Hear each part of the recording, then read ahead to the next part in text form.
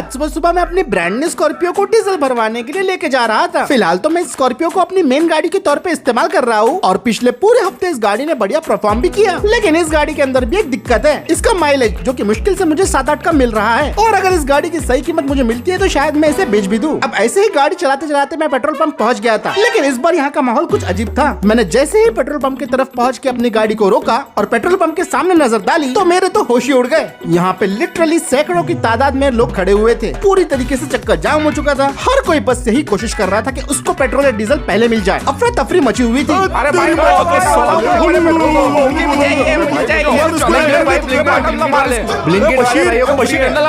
ये सब देखने के बाद मैं फौरन अपनी गाड़ी से उतरता हूँ और पेट्रोल पंप की तरफ जाने लगता हूँ। यार लिटरली मुझे समझ में नहीं आ रहा था कि ये माजरा क्या है। अचानक से लोग पेट्रोल और डीजल के लिए क्यों झगड़ने लग गए, क्योंकि अपनी जिंदगी में मैंने पहली बार पेट्रोल पंप पे इतनी ज्यादा भीड़ देखी थी। मुझे इस बारे में पता करना ही होगा, इसीलिए मैं लोगों को थोड़ा सा धक्का देके पेट्रोल पंप के और अंदर चले जाता हूँ। और वहाँ में पेट्रोल पंप का मालिक कुछ ये बोल रहा था, अरे अरे अरे सब लोग खामोश हो जाइए। मैं फिर से बोल रहा हूँ, 2 व्हीलर को 200 का और 4 व्हीलर को 500 के ऊपर पेट्रोल या डीजल नहीं मिलेगा। जैसा कि आप सभी लोग जानते हैं, यूएसए और ईरान का वॉर चल रहा है और ईरान ने ऑयल शिप्स का आना बंद करवा दिया है। तो कृपया हमारा आप सभी से ये निवेदन है, हमारे इस बुरे वक्त में आप हमारा साथ दीजिए, क्योंकि फिलहाल हमारे पास सिर्फ 1 हफ्ते का ही तेल बचा हुआ है। क्या कहा, सिर्फ 1 हफ्ते का तेल? अरे मेरे ट्रांसपोर्ट बिजनेस के तो लग गए।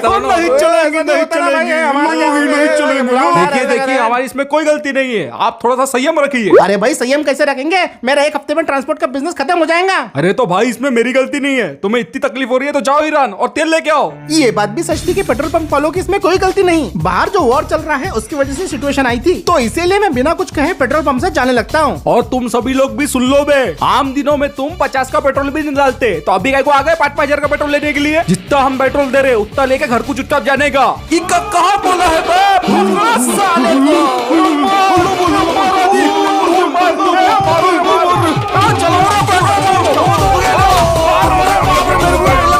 अरे बाप रे, यहाँ पे तो दंगे शुरू हो गए। इससे पहले कि पुलिस वाले यहाँ पे आ जाए मुझे यहाँ से निकलना होगा, तो इसीलिए मैं जल्दी से अपनी गाड़ी को स्टार्ट करता हूँ और पेट्रोल पंप से निकल जाता हूँ। साला यहाँ पे देखते देखते माहौल ही खराब हो गया। लेकिन अब ये सच में बहुत बड़ी मुसीबत हो गई थी, क्योंकि मेरे ट्रांसपोर्ट के धंधे में सबसे ज्यादा पेट्रोल और डीजल ही लगते हैं। तो इसीलिए मैं अपनी गाड़ी को ड्राइव करके सीधा ट्रांसपोर्ट ऑफिस पहुँच जाता हूँ, जहाँ पे ऑलरेडी मेरे सारे ट्रक्स मौजूद थे और सारे के सारे ड्राइवर्स मेरा ही इंतजार कर रहे थे। अब जैसे ही मैं गाड़ी से उतर के ड्राइवर्स के पास जाता हूँ तो वो मुझे बोलने लगते हैं, अरे अच्छा हो मूसा भाई तुम आ गए। दादा हम आपकी कॉल लगा रहे थे, आपको मालूम नहीं है क्या पेट्रोल और डीजल मिलने नहीं वाला बोलते। अगर ऐसे ही चलता रहा तो हमें ईवी ट्रक खरीदने पड़ेंगे। अरे दादा कुछ करो ना यार, समझाओ यार, क्या करूं मैंने तो रोजी उठी। अरे अरे अरे तुम सभी लोग शांत हो जाओ यार, अपन कुछ ना कुछ सोल्यूशन निकाल ही लेंगे, घबराओ मत यारो इतना। अरे दादा ऐसा नहीं होता ना, रोजी रोटी की बात है ना, तुम देंगे का पैसा फिर। अरे मूसा भाई बिना पेट्रोल और डीजल के सामान कैसे ट्रांसपोर्ट करेंगे, अपने को ई रिक्शा का बिजनेस चालू करना पड़ता।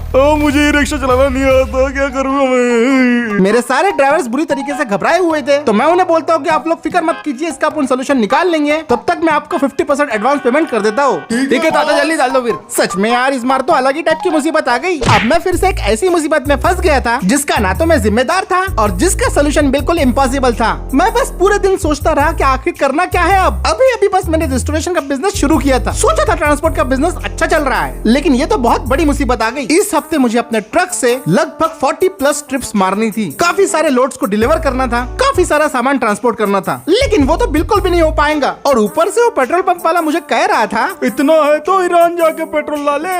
काश मैं ईरान जाके पेट्रोल ले आ पाता, काश कोई मेरी मदद कर सकता। ऐसा कौन है कि जो मेरी इस सिचुएशन में मदद कर सकता हो? कोई तो होगा।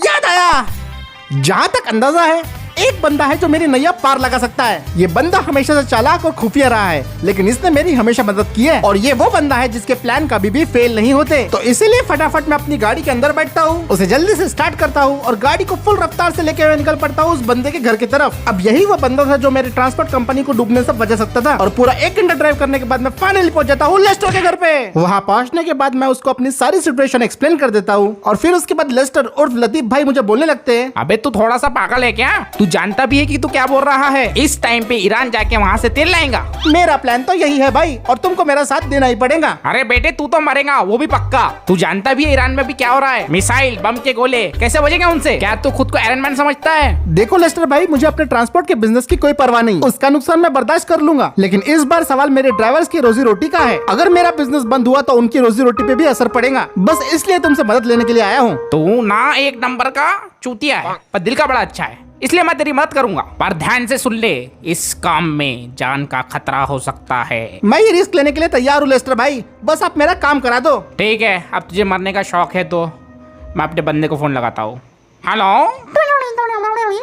संगे शेर पे आजी बाजी खौस पोस पड़ा खौस पोस पोस पोस खौस पोस पड़ा खौस पोस पोस पोस।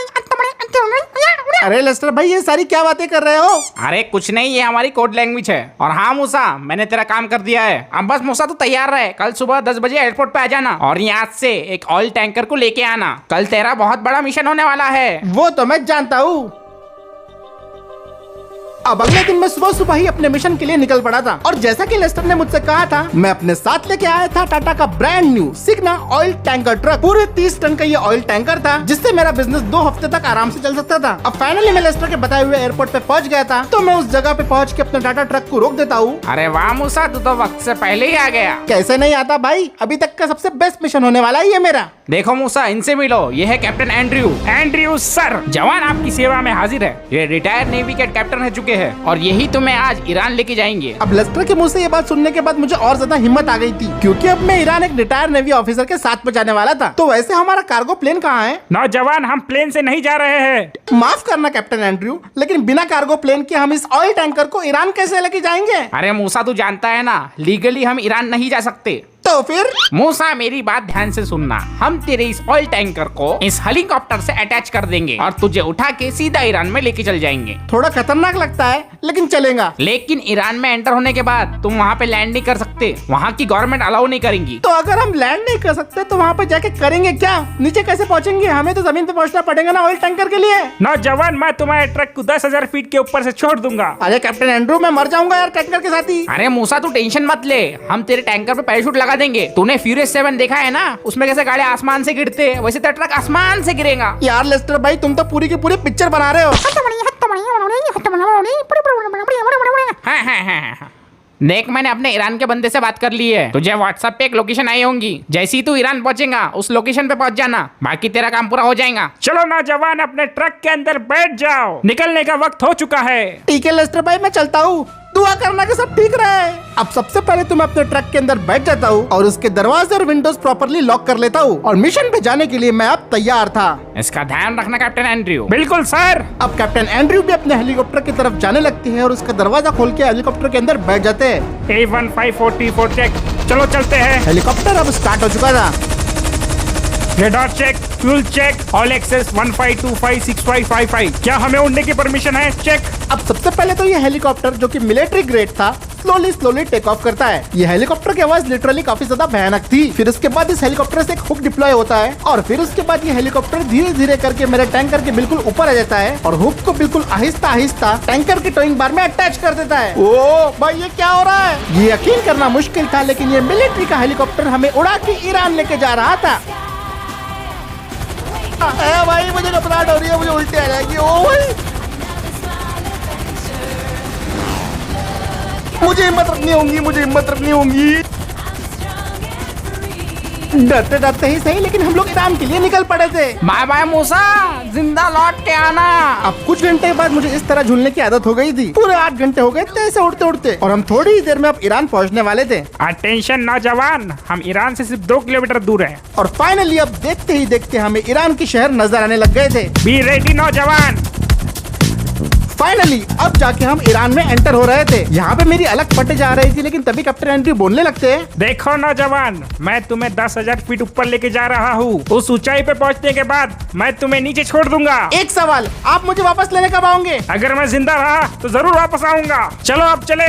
अब कैप्टन एंड्रयू हेलीकॉप्टर को और भी ज्यादा ऊपर लेके जाने लगते हैं, और वो हेलीकॉप्टर को इतना ऊपर लेके चले गए थे कि मेरी तो फटके 4 हो गई थी। भाई साहब, पूरा शहर ऊपर से दिख रहा था। मेरे मम्मी बोलते थे ऐसे लोगों के साथ नहीं रहना जिनमें कीड़े होते हैं। और अब फाइनली हम लोग 10,000 फुट की ऊंचाई पे पहुंच गए थे। हाँ नौजवान, तैयार हो जाओ, मैं हुक रिलीज करने वाला हूँ। घबराना मत नौजवान, इसके बाद तुम बहुत तेजी से नीचे गिरोगे। जानता हूँ 10,000 फुट नीचे गिरूंगा। और जब बजर बजे वैसे ही पैराशूट ओपन कर देना, वरना तुम्हारी चटनी बन जाएंगी नौजवान। आए कैप्टन। और इसी के साथ मैं इस हुक को रिलीज कर रहा हूँ। ऐसा करते ही मेरा ट्रक लिटरली 10,000 फुट की ऊंचाई से नीचे गिरना शुरू हो जाता है।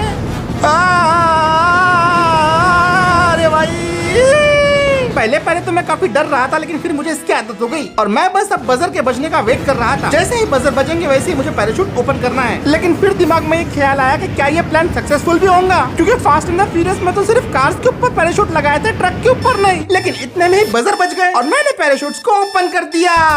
ओ भाई, ये सीन काफी ज्यादा अनरियल था, लेकिन शुक्र था कि पैराशूट सक्सेसफुली डिप्लॉय हो गए और मेरा सिग्नल ट्रक लिटरली ग्लाइड करते हुए नीचे जा रहा था।